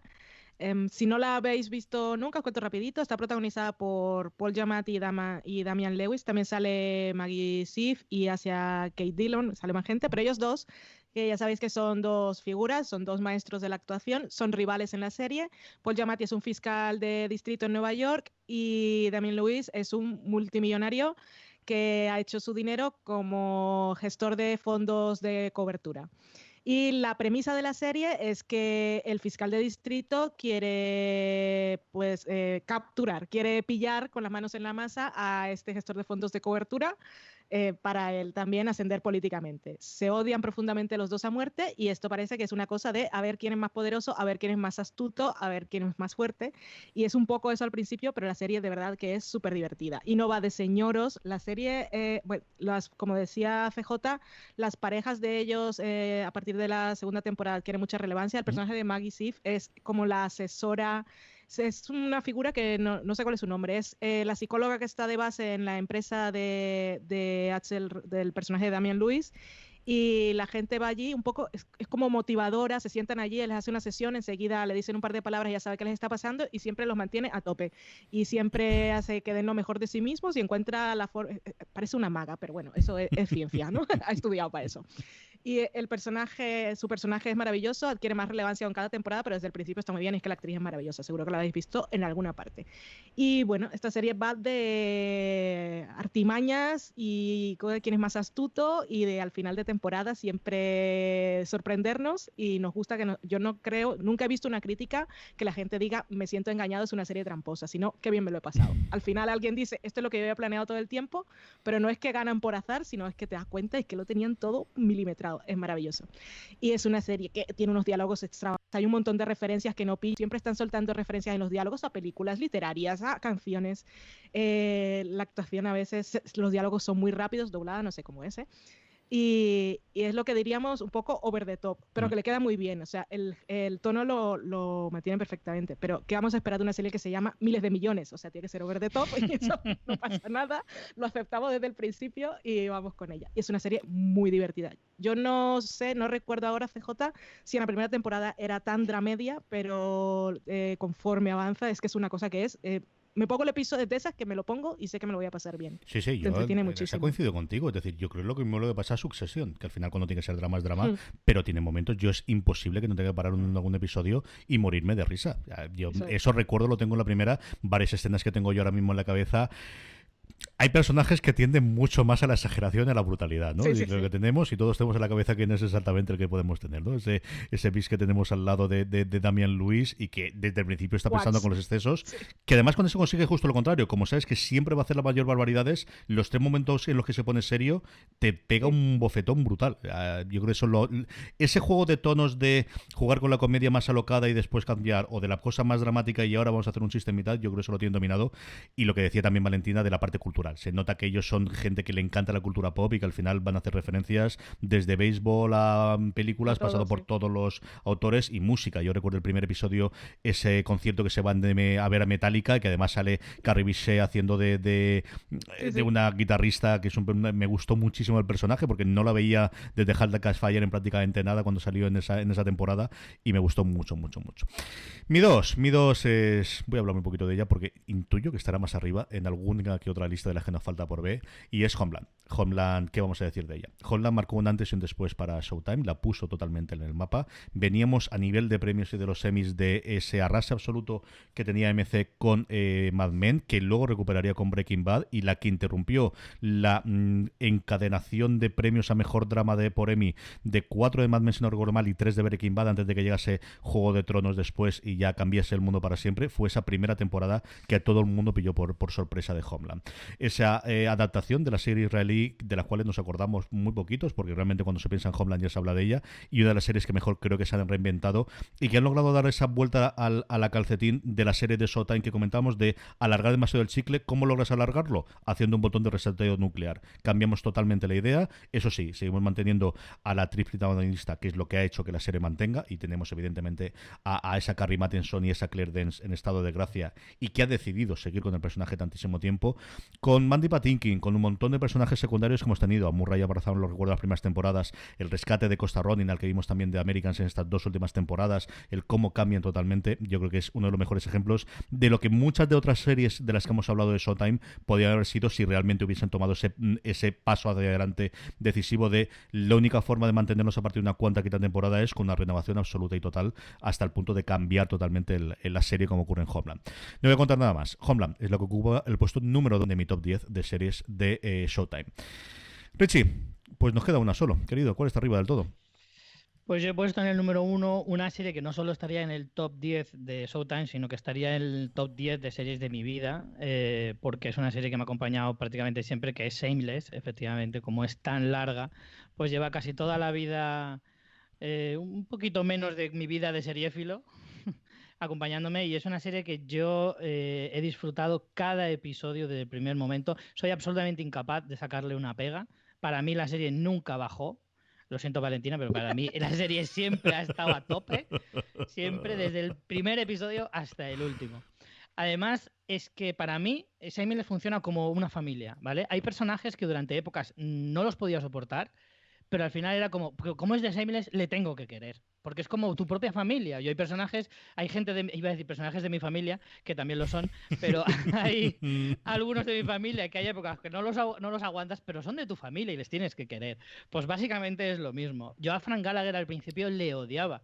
Era un tío despreciable. Era alguien que decía, yo no puedo entender a la gente cómo puede decir, al final le coges cariño. Pues es cierto, al final le coges cariño. No es verdad. Pues no lo entiendo, porque Frank Gallagher en el fondo es adorable. Es un tío absoluto. Es creo que la única persona que yo he visto en una serie que es absolutamente deleznable, a falta de una palabra mejor. Es peor que Thanos. Y sin embargo, acabas cogiendo cariño. Al menos en mi caso sí, creo que a la gran mayoría le pasa parecido. Aunque sea increíble ver cómo es capaz de superarse temporada tras temporada, de hacer la guarrada más fea todavía que la anterior, al final lo consigue y te quedas con la boca abierta. Personajes como Carl, que evolucionaron una barbaridad, que al principio eran personajes que dices, este personaje es que no tiene ningún sentido, que lo único que hace es dar por culo y ya está, no hace nada más. Ahora, con los años, se convierte en un tipo realmente muy interesante. Pero no solo eso, luego estoy absolutamente enamorado del matrimonio, Verónica y Kevin, que son 2 personajes increíblemente adorables. Es que todos son adorables. Es que se me acaban los adjetivos y tengo que repetirlos sin parar porque es que se definen absolutamente. Shameless es una serie que siempre se ha descrito como inadaptados o desvergonzados, como es la traducción más o menos literal de lo que es Shameless, pero la palabra que les define es adorables. Son adorables. Una familia que ya me encantaría a mí ir a una de esas fiestas en las que van a romper el vecindario cada vez que le pasa cualquier cosa a alguno de la familia. En fin, Shameless es que es una de esas series que a mí me han marcado, que además es como una tabla rasa para medir otras series, como os pasará a la mayoría con algunas de vuestras series fetiche, y Shameless para mí es absolutamente intocable. Valentina, terminamos con tu número 1. Mi número 1, lo mencionabas tú antes, es Homeland. No voy a decir mucho más porque justo esta semana hemos sacado un programa, un gran angular, que es El legado de Homeland, en el que toda la historia y la huella que deja la serie, y también comentamos el final, solo y para invitarlos ya a hacer un crossover, invitarlos a escuchar aquel otro programa, no os contaré demasiado. Es uno de los mejores finales de la historia de la televisión. Y hablabas tú, CJ, de cómo la capacidad que tiene la serie de reinventarse, pero es que lo que ha hecho para su última temporada es que ha sido magistral, porque lo que ha hecho es un poco volver a los orígenes de la serie y poner al personaje de Carrie en la situación en la que estuvo Brody en la primera temporada. Y la vuelve a poner en misiones de campo y centra todo en la relación entre Carrie y su mentor, entre Sol, que son el corazón de la serie. Y no sé, es una última temporada apasionante. Los 2 últimos episodios son maravilla de la televisión, pero es que el último, de verdad, uno de los mejores finales para mí. Si me pones a hacer un top ahora de mejores de finales de la historia, no sé si te lo pongo el primero porque estoy de subidón. Lo hemos visto hace poco, pero de verdad que me ha gustado muchísimo. Ha sido realmente perfecto, emocionante, emotivo, es sorprendente. Muy bien, Homeland. Pues yo termino con una serie que ha salido antes, que salió previamente y que yo recuerdo y que tengo un cariño especial por cuando la veía, y por eso está en el número 1, que es Weeds. Weeds para mí es lo que digo. Yo creo que al final cuando estaba haciendo es con qué serie vuelvo siempre al final. En su momento me transmitió tanta cosa y que además creo que ha sido relevante para Showtime o para la televisión en general. Y como decía antes, yo creo que Weeds al final es la que permitió de se puede hacer este tipo de series, se pueden hacer dramedias, interpretadas por mujeres, y no solo en la que ella sea la protagonista principal. Yo Weeds siempre, y mira que había gente interesante alrededor, hablaba antes del tío, de Andrew, de Silas y de todo demás, pero la serie donde ganaba era esas conversaciones que tenían entre la protagonista y Celia, esa actriz o ese personaje interpretado por Elizabeth Perkins, que hemos visto luego también en un millón de cosas, que al principio era la gran antagonista y luego se hacían amigas de una forma totalmente orgánica y totalmente natural, y lo veías clarísimo. Y yo recuerdo morirme de risa cuando ellas dos estaban juntas, y era, yo creo, los mejores momentos. Era buenísimo, sí. Luego tuvo un montón de gente interesante alrededor. Jeffrey Dean Morgan era yo creo que es una cosa que se le da muy bien a este hombre, que hacer de maridos que se mueren rápidamente, y era el que teníamos al principio. Luego lo veíamos después en flashback a lo largo sobre todo de las primeras temporadas, porque era el detonante de la serie, es que él fallece y el estilo, el mantenimiento de vida o el tipo de vida no se puede mantener más que vendiendo drogas por parte de Nancy Drawin. Luego teníamos la primera vez que yo recuerdo ver a Zoe de Chanel haciendo de examante de Andy, que es en las primeras temporadas, la recuerdo muy muy poquito entonces. Y luego Demian Bichir en esa tercera cuarta temporada en la que empezamos a tener todas las movidas más allá de la frontera, antes de verlo en El Puente, de la versión americana del Puente, donde a mí me encantó y es una serie que reivindico muchísimas veces. Lo vimos en esas 2 temporadas de Weeds. Así que por el cariño que le tengo, por lo que fue en su momento, porque era justo los inicios de Fuera de Series cuando empezamos a hablar, cuando se empezó a emitir a partir del 2005-2006, de esa segunda tercera temporada, empezábamos desde luego a empezar a ver estas series que nos llegaban más allá de las cadenas en abierto americanas, que era lo que habitualmente se traía para España, y Canal Plus traía sus cositas de HBO. Weeds es la que ocupa el puesto número 1 de mi top de series de Showtime, que hemos hecho pues precisamente con lo que comentaba Valentina previamente, con motivo de este cierre de Homeland en su última temporada. Estas son las 10 que tenemos cada uno de nosotros, pero supongo que alguna más es posible que tuvieses en el reloj que ahora ya es considerado. Richie, ¿tienes alguna más por ahí que comentar a los queridos oyentes? No muchas más, pero sí que vi la primera temporada de Master of Sex, que la habíais nombrado vosotros. Me gustó, pero no me atrapó, y al final me la fui dejando y al final ahí se quedó. Lo mismo me pasó con Regan, que era otra serie que la primera temporada más o menos me convencía, pero que la fui dejando tiempo y al final se me perdió. Con Homeland, que vosotros la tenéis tan arriba, Las 3 primeras temporadas me gustaron mucho y cuando empezó la cuarta me empezó a desencantar un poco y ahí me la dejé. No entiendo tampoco muy bien por qué. Siempre es uno de esos casos que dices, pues no sé por qué. Y luego por último, Smilf, que la descubrí hace relativamente poco, porque es una serie bastante reciente y me sorprendió porque me interesó más de lo que me esperaba. Me pareció bastante curiosa. Su creadora y además protagonista me fue convenciendo poco a poco y sí, me gustó. Vi las 2 primeras temporadas y no sé si la continuaré o no, pero vamos, me gustó bastante. Valentina, ¿tú tienes alguna más por ahí? Pues tenía Californication, que la mencionaba Rich, la iba a sacar y por eso me la dejé fuera. Tenía también The Affair, que tuvo Cierto. también como Showtime temporadas buenas, temporadas malas. El final no me gustó y después me enteré de lo que pasó detrás de cámaras y por eso decidí dejarla fuera, que es un poco también lo que pasó con Smilf, que es una serie con la que tengo mucho conflicto. Es una serie, mientras estuvo en emisión yo la amé, me pareció una serie muy original, muy innovadora, muy personal, tenía muchísimo estilo, pero como tiene esa historia ahí que detrás de cámaras, me ha bajado un poco y por eso no la he incluido. ¿Y qué más tenía? Tenía Dead Like Me, Muertos como yo, que me he enterado, cuando la vi no sabía que era de Showtime y ahora buscando en la Wikipedia producciones originales de Showtime, me enteré que Muertos como yo era una serie de Showtime. No le pega nada. Es una serie muy buena, pero no le pega. Yo tenía también Muerto Yo, una de ellas. Más cosas que tenía. Una, la que yo creo que más correos nos van a llegar y mensajes, especialmente del grupo de Telegram, que es Ray Donovan, de la cual yo vi la primera temporada y me gustó sin pasar, sin no he vuelto a ver, y sé que la gente que es fan, como suele ocurrir con la serie de Showtime, es decir, al final se te va reduciendo el núcleo, pero los que aguantan 7 y 8 temporadas de sus series, y esta yo creo que le hicieron una pequeña fastidio habiendo cortado la temporada, a todo lo que nos han contado es dejándolo totalmente abierto el final y de haciendo una marranada de despedirlo y que nadie tenía nada claro. De hacer que lo comentaba también Valentina, City on a Hill, que es el último estreno que tiene todo para que a mí me guste, pero vi el primer episodio y es una serie de hace 20 años. O como mínimo de hace 10 años. A mí me ha recordado muchísimo a Brotherhood, pero a día de hoy me parece una serie muy antigua. Es una serie nuevamente de política, me dejaba con la mafia, en este caso en Boston directamente, y vi el primero y con gente importante y no me acabó de enganchar, por lo que digo, porque creo que a día de hoy son capaces de hacer algo más. United State of Tara, que yo vi alguno, pero no fue una gran serie que me atrajo. Escape de Danemora, que la dejé a mitad, y mira que tuvo después todos los parabienes y todos los premios en su momento como miniserie. Es de las poquitas miniseries que tenía. Richie lo comentaba antes, como también tenía la voz más alta, que yo vi hasta la mitad y luego al final ya me acabo de aburrir, los 2 últimos no los he visto. La que tenía de comedia, Kidding, que en otras circunstancias estaríamos hablando de la llegada de Jim Carrey por arriba y por abajo y ha pasado yo creo bastante desapercibida. Smilf y The Big Sea, ¿no? Que yo creo que es la otra gran media de esa época, también con todos los premios y con absolutamente todas las llamadas y que quizás ahora se nos ha olvidado. Y luego tengo que contaros 3 curiosidades. Estas no las he visto, estoy loco por ver las 3.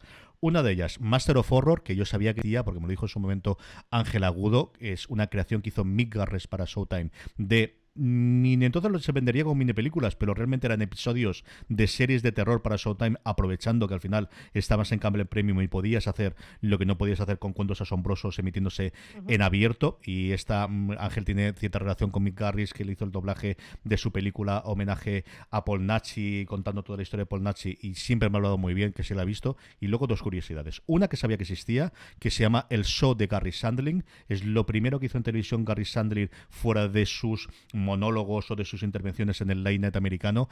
Se hizo muy pronto. Es una serie del 86, cuando prácticamente nadie del cable premium ni desde luego HBO hacía muy poquitas cosas, y sirvió sobre todo como lanzamiento del show de Larry Sanders, que es esa serie junto con Oz del HBO antes del HBO que nosotros conociésemos. Igual que Oz marcó un poquito después los dramas, la que todo el mundo vuelve a ella como rotura de la cuarta pared, como documentary, como serie de comedia diferente en la que no tiene que hacer tanta risa pero que tenemos esa parte de drama, es el solo de Larry Sanders, que desgraciadamente es de esa época en la que el HBO no controlaba sus producciones. Ocurre lo mismo con, y aquí me personaréis la diferencia, con Fraggle Rock, que ocurre exactamente lo mismo, y es que no tienen los derechos y no podemos ver, pero es una serie que se habla a todo el mundo. Y luego una que me fascina, y es el show de Chris Isaac. Sí señor, Chris Isaac, el cantante, el actor de Twin Peaks, antes que hablábamos de Twin Peaks, tuvo un show durante 4 temporadas en Showtime del 2001 al 2004, interpretándose a sí mismo, y contaba las dudas, hablando con un montón de sus amigos del mundo de la música,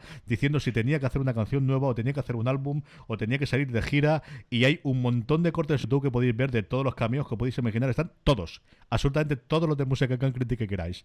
Yo creo que esto es imposible de verlo más allá de ello. Tengo que mirar a ver si a través de iTunes americanos se pueden comprar los episodios y poner alguno de ellos. En DVD he mirado que no está emitida, pero el show de Chris Isaac es una cosa que en algún momento necesito poder ver, al menos alguno de los episodios de lo que haya. Y con esto hemos terminado nuestro top de Showtime. Hemos comentado, con motivo del cierre de Homeland, las series que más nos han gustado de la plataforma premium americana. Don Richie Fintano, 1000 millones de gracias por haber compartido este top en Fuera de Series. Muchísimas gracias por invitarme, me ha gustado un montón. A mí también, Valentina, un beso muy muy fuerte y gracias por haber estado esta horita con nosotros. Gracias a vosotros, un beso. Y a todos vosotros, querida audiencia, mucho más contenido en Fuera de Series. Valentina lo comentaba antes, ayer publicamos un gran angular hablando del legado de Homeland con motivo de su final. Gracias por escucharnos y recordad, tened muchísimo cuidado de fuera.